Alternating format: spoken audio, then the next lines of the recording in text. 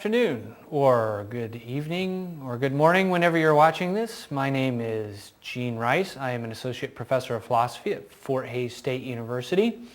And this mini lecture is called Topics in Ethics: Moral Disagreement, Relativism, and Tolerance. It's likely that you have already seen an introduction to ethics and done a little bit of reading on what ethics is.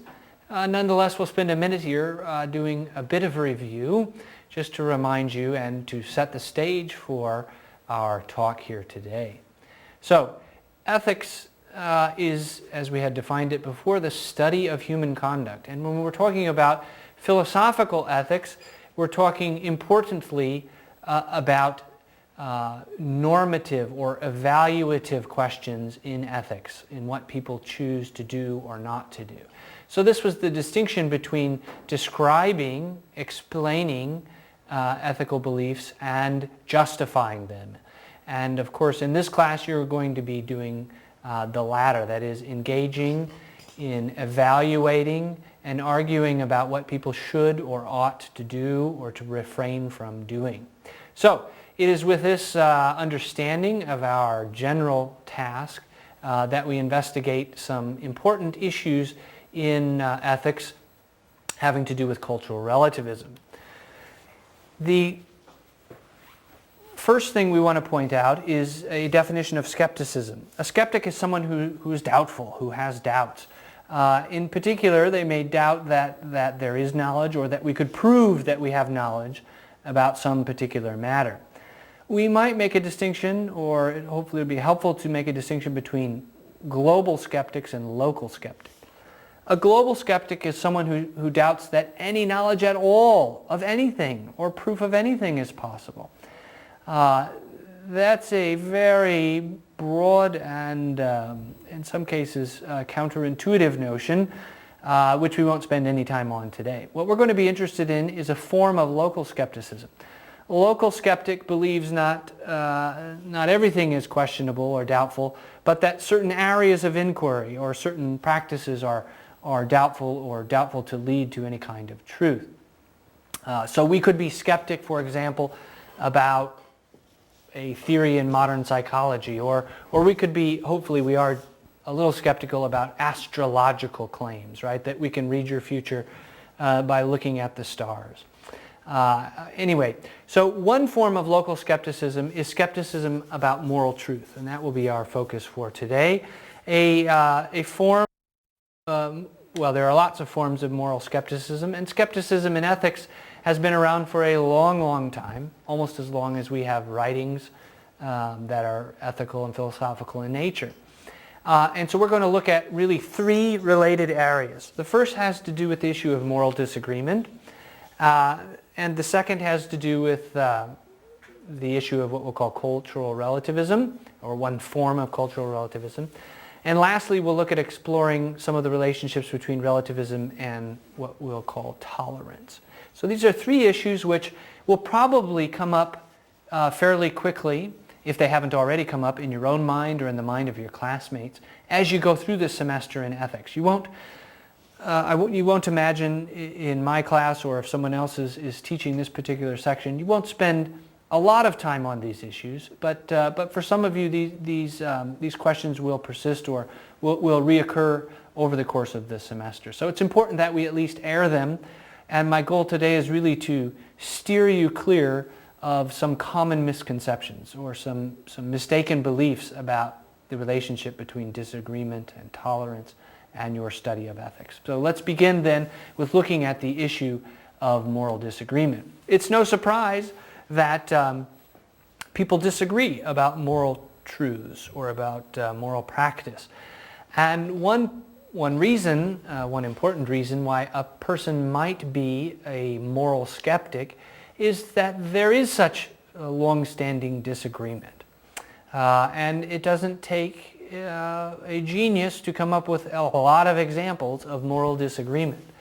We, in our own country, in the United States, we have quite a disagreement over abortion, an ongoing disagreement over capital punishment. Prior to that, of course, we had disagreements about slavery and about women's rights. We currently have ongoing disagreement about alcohol use, drug use, about sexuality, and about marriage practices and government sponsoring of marriage. All of these examples of moral disagreement might be taken to suggest or even to prove that there is no such thing as moral truth, or that we ought to be skeptical or doubtful that any particular claim, any particular moral belief is more true or more valid than any other belief. And so, because there is such disagreement on moral truths, this is a very common belief, and we want to investigate it and show at least one or two major problems with this view. So let's begin. The first thing I want to do is accept that moral disagreement exists. I think it's obvious that it exists. I think it would be folly to try and deny it. The extent of disagreement, I suppose, is something we could spend a lot of time debating. Do societies and cultures really have a lot of disagreement about fundamental issues, or is there really not so much disagreement in practice? Maybe these are a little misleading. But I'm going to set those issues aside and just accept that moral disagreement exists. And we'll initial this with the two letters MD, moral disagreement, so that we can refer to this idea, this belief more easily here today. So let's suppose that moral disagreement exists and that it's a fact and that you can't refute it. What does this mean, if anything, for the question of moral truth?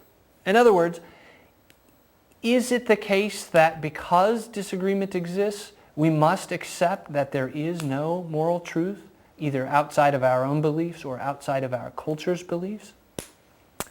The answer to that question is no. It does not mean, the existence of moral disagreement does not mean that we must throw out all hope of finding objective moral truths. And let's take a look then at why this is the case. First of all, we should ask ourselves why we feel so strongly about moral disagreement. In fact, moral disagreement or disagreement in morality is not unique. In fact, every area of inquiry, every science, every historically important group of people who inquired into the truth encountered disagreement. In fact, long-standing disagreement, vehement or angry disagreement. There is no such thing as an area of inquiry which didn't have disagreement. Even if you think something like, how could we disagree that the earth is round? Well, if you looked hard enough, I'm sure you would find people who think the earth is flat. Here in western Kansas, you may find more of those people than other places in the world because it is so darn flat. But anyway, my point here is that there are long-standing disagreements in all areas of inquiry, and not just in moral thinking or moral philosophizing. So in physics, you have a long-standing debate about superstring theory, which I don't really know all that much about, but I do know that physicists differ vehemently on whether that theory of the ultimate foundation of reality is good or bad. In psychology, of course, every so often, one theory gets replaced by another, and there are lots of disagreements among psychologists over what counts as a disease, how we should treat mental illness, and so forth. The same is true, this fact of disagreement is true for all the sciences. Sociology, even mathematics, will have long-standing disagreement. What does this mean for ethics? Well, what it means is, if you're going to be consistent in throwing out moral truth because of moral disagreement, you will also have to throw out the hope for any truth whatsoever. All right? So, most people are loath to do that. That is, they do not want to do that. They see somehow some difference between moral disagreement and other kinds of disagreement. Now, you may want to take this question up in your class further, and it may be that after some amount of thinking, you can prove that there is some qualitative or quantitative difference between disagreement in morality as opposed to disagreement in some other area of inquiry. But that's harder than it may appear to you now, and my point here in this mini lecture is only to make sure that you're aware that it is much more difficult than it seems on the surface, and that if you want to throw out moral truth only on the grounds of moral disagreement, by way of consistency, you are either going to have to throw out all truth or come up with some way to distinguish the nature of the disagreement as being different. All right. So that's our first topic. Let's look at the second. The second topic is the topic of cultural relativism, which is obviously, as we'll see here in a second, related. There are different ways of defining cultural relativism. My own definition here is that cultural relativism claims that moral beliefs arise from one's culture and gain whatever validity or truth they might have from that culture. Some studies have suggested that students like yourself, that is, college students, tend to be cultural relativists. In my own experience, I don't think that's really true, but of course, my experience is somewhat limited. Nonetheless, it's an important objection to moral theorizing and to thinking about moral or ethical questions that should be considered relatively early on. Let's look then at some of the common arguments for cultural relativism. The first is existing moral disagreement. And we already talked about that and have, at least if not refuted it, given you reason to think that there's got to be something more to cultural relativism than that. If it's not merely moral disagreement, but the fact that the disagreement or the diversity seems tied to one's culture, then we have a slightly different argument for cultural relativism, and this is the argument which we'll call from cultural diversity. This is the belief that on some, or perhaps many, important moral issues, the differences or the disagreements we encounter are tied to one's culture. So perhaps in America we have a certain view of women's rights that is not shared in other countries, which would subordinate women. Or in America, people tend to view owning handgun as a moral right, whereas in other cultures it is not considered such a right. In some places you can smoke marijuana and drink alcohol, and in other countries you can do neither. Of course, in the United States you can do both, but only one is legal right now. Okay. So let's look then at what this argument might amount to. Remember, in philosophy, it's not what people think, but why they think it. And so let's flesh out the argument for cultural relativism and take a look at the possible premises. A premise is just the reasons for accepting a conclusion. And so in the slide, which you've already seen, the first premise says that accepted moral norms vary from culture to culture. Again, this is very much like the moral disagreement argument, only we've tied the disagreement to culture. The second premise is that morality just is following what our culture prescribes or tells us to do. This is usually a hidden or an unstated premise. That is something that people who believe the argument simply have accepted. This will give us then the conclusion, which I've abbreviated there again as cultural relativism, that moral norms vary from culture to culture. Although this looks like a fairly straightforward argument, there are problems with it. And let's look at two interpretations of this argument, both of which focus on slightly different elements of the argument. The first interpretation looks at the second premise, which says that morality just is following what our culture prescribes. So let's investigate that a little bit more. Suppose we are in culture A, and our culture tells us that these three things are good. The first is family, The second is, I don't know, alcohol is okay. And the third is that red people are better than everybody else.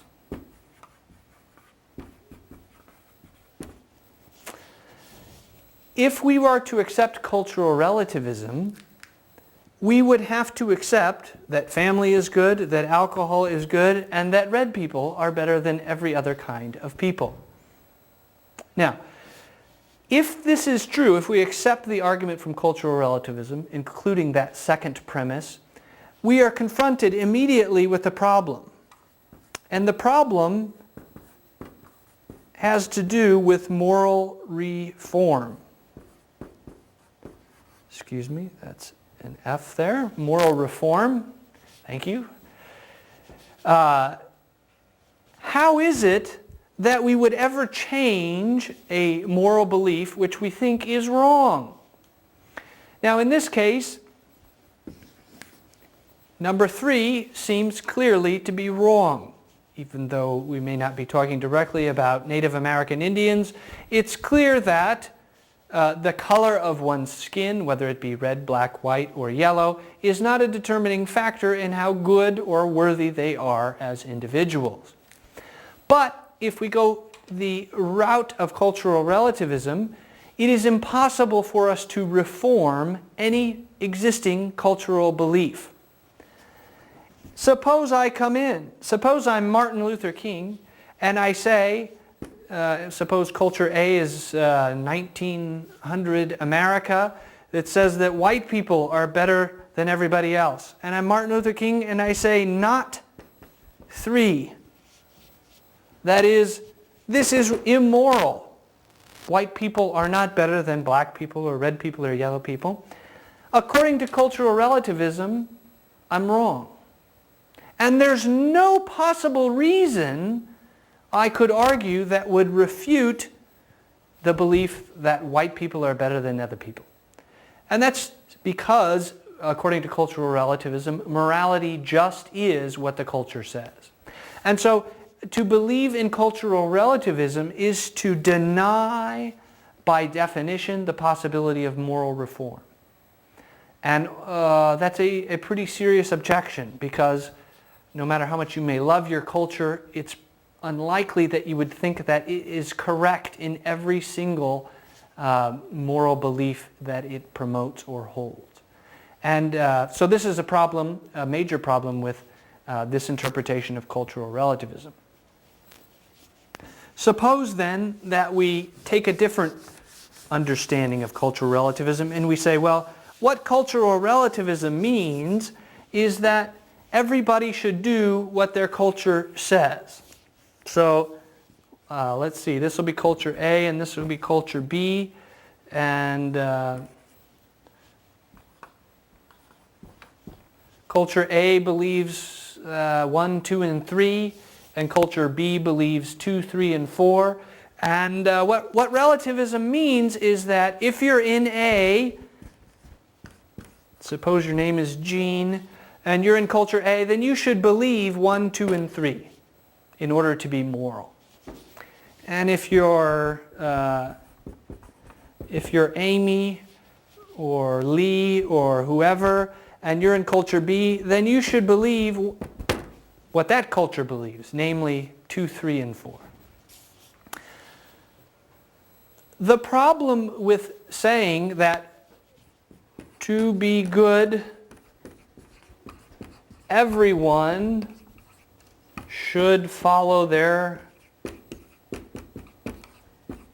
culture is that you have just given a non-relative moral principle. To be good, everyone should follow their culture is a universal moral principle.